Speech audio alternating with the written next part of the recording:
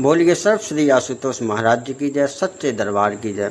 गुरु प्रिय साधकों, आज हम आम्रपाली के जीवन पर प्रकाश डालेंगे, जो समय के साथ महात्मा बुद्ध के संग में शामिल हो चुकी थी। आम्रपाली एक अनाथ कन्या थी और वैशाली के नित्याचार्य कुमार भट्ट को आम वाटिका में एक वृक्ष के नीचे प्राप्त हुई थी।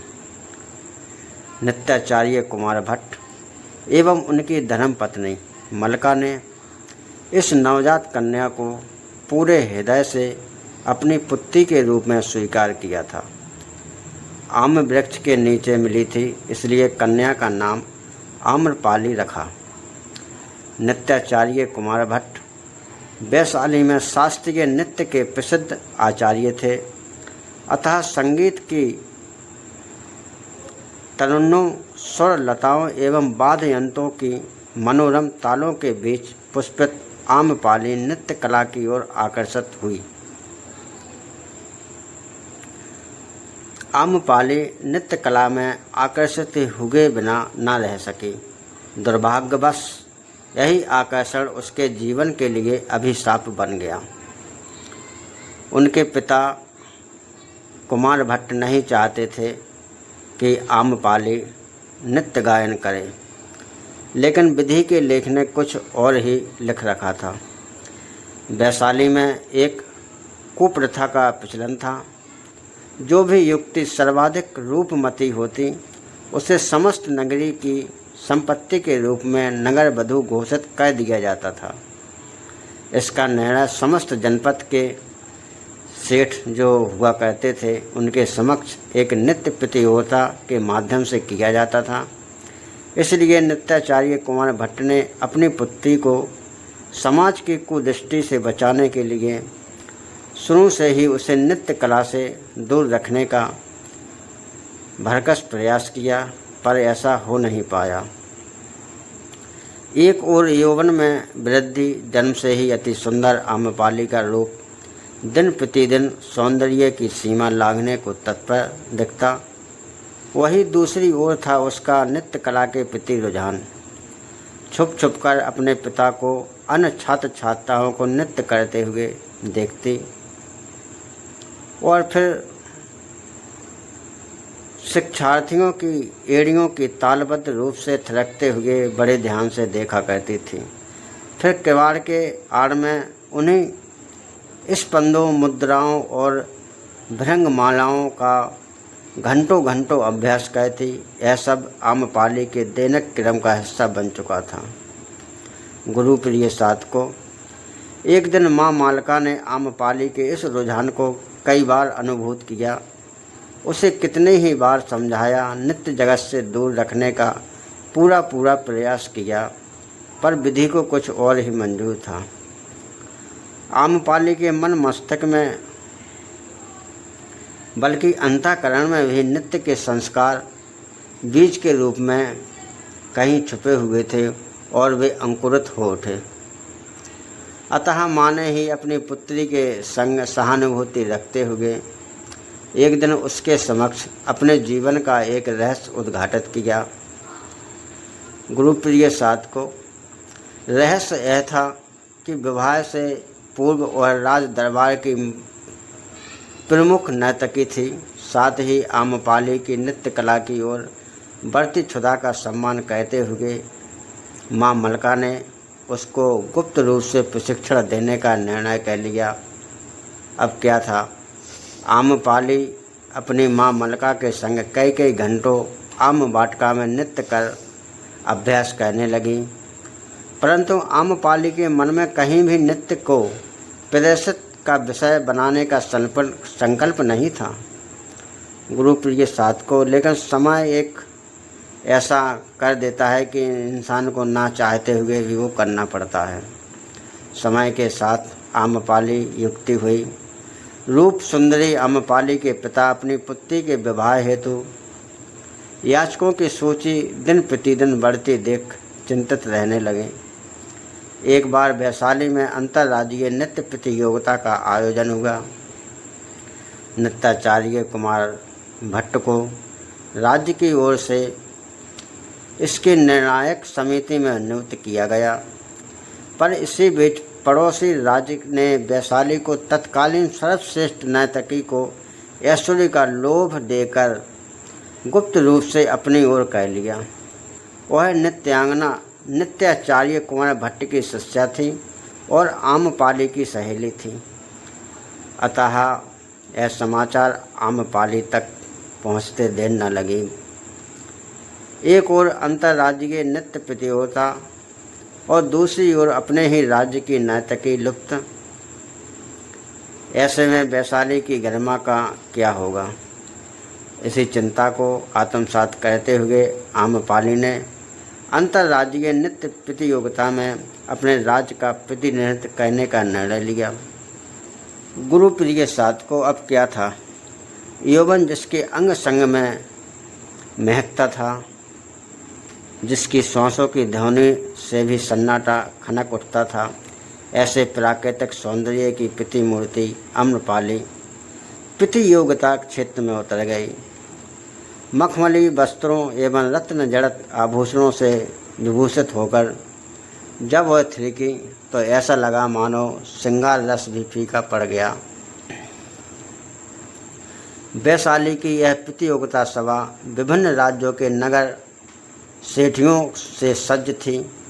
इसके बीच पगों में घुंघरू बांधकर जब आम्रपाली नाची तो ऐसा लगा जैसे नृत्य कला ने उच्च स्तर पा लिया हो।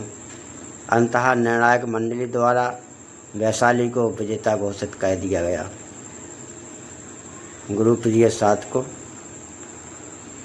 अब आम्रपाली के नृत्य कौशल के साथ साथ उसका सौंदर्य भी प्रकट हो चुका था।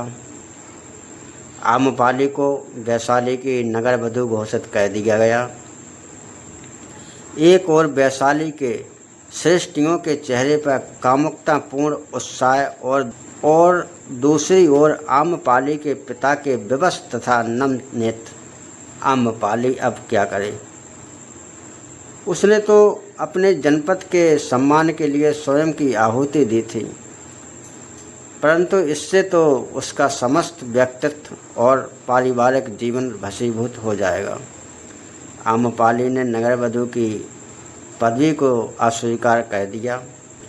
इससे समस्त जो सेठ थे आम्रपाली को प्राप्त करने के लिए विवादित होने लगे। तब वैशाली में शांति की स्थिति बनाए रखने के लिए आम्रपाली ने सम्राट की आज्ञा को स्वीकार कर लिया। वैशाली की सर्वश्रेष्ठ सुंदरता आम्रपाली बन गई। गुरुप्रिय साधकों, जनपद कल्याणी बनने के कई वर्षों के उपरांत आम्रपाली का पड़ोस के राजा मगध नरेश बिंबिसार के संग गुप्त रूप से प्रेम प्रसंग हुआ। इससे उसे एक संतान की प्राप्ति हुई।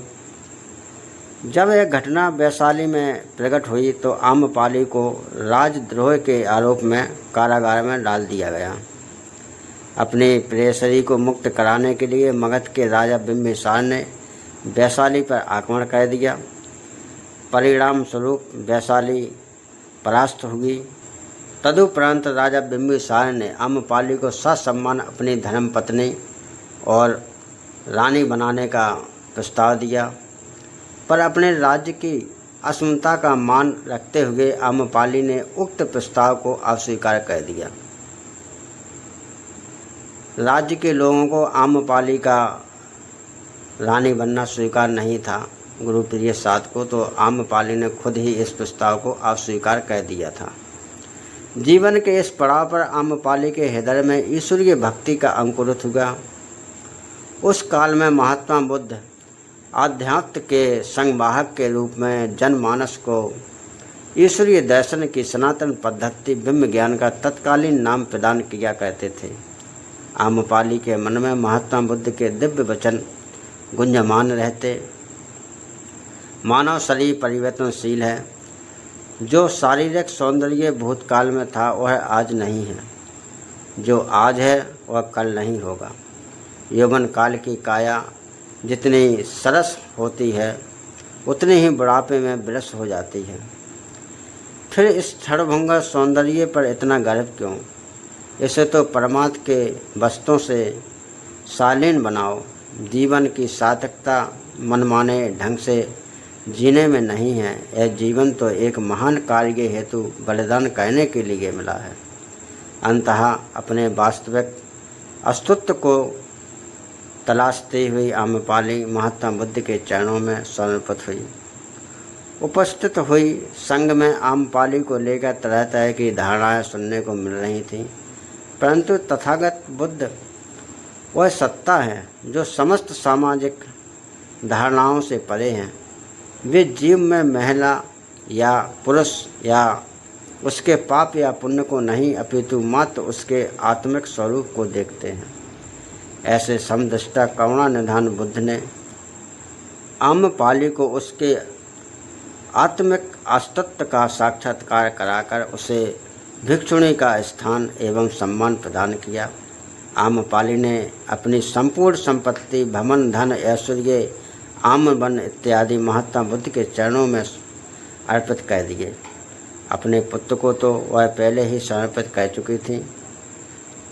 समर्पित होने के बाद भिक्षुणी आम्रपाली ने स्वयं को आध्यात्मिक साधना में ऐसा तपाया कि अरिहंत पद को प्राप्त किया। वैशाली की नगर वधू आम्रपाली आध्यात्म जगत की अरिहंत साधका बन गई।